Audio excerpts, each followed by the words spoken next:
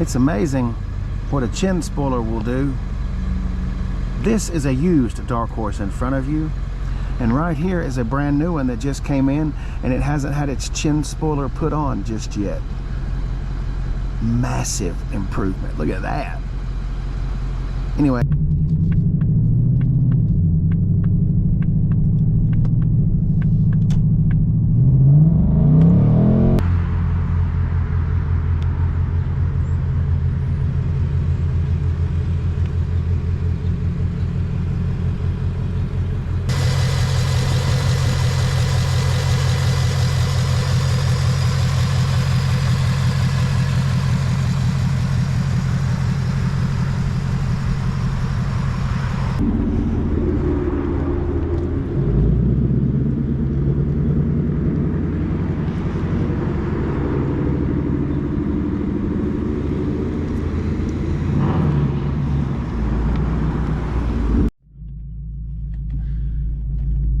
Have lost some weight, but when I get into the Recaro seats in a Dark Horse Mustang, it affirms the knowledge and lets me know that we've got a long way to go.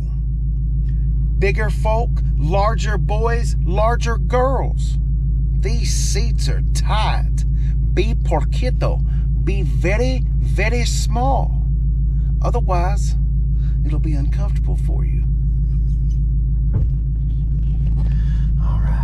The Dark Horse. You know, I take off in this car. This car's got 859 miles on it. Exactly at what point could the person that bought this car have hated it like they hated it? I mean, for God's sakes, 860 miles and you done got rid of it? So one of two things had to have happened here. Either you hated this thing, like despised this dark pony. I hate dark ponies. Or it scared the ever-living shit out of you and you realized, I want to live.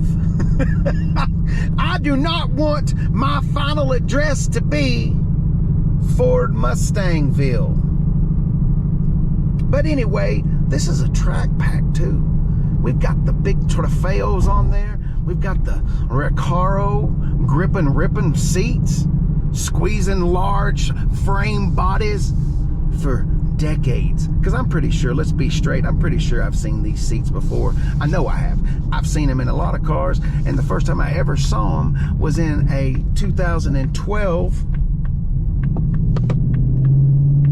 Boss 302. God, it sounds fucking awesome.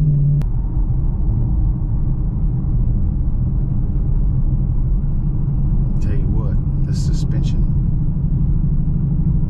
stiff. You feel everything. I mean, everything. Every creak, crack, pebble on the road. You know it's there.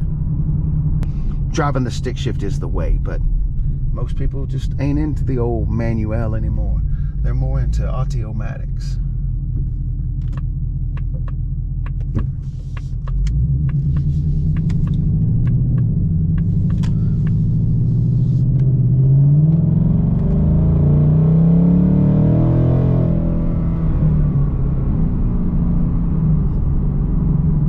It's still not got 1,000 miles on it, so I'm sure whoever bought it probably rang it out, but I just feel so bad doing that to him. This car's got 800 miles on it.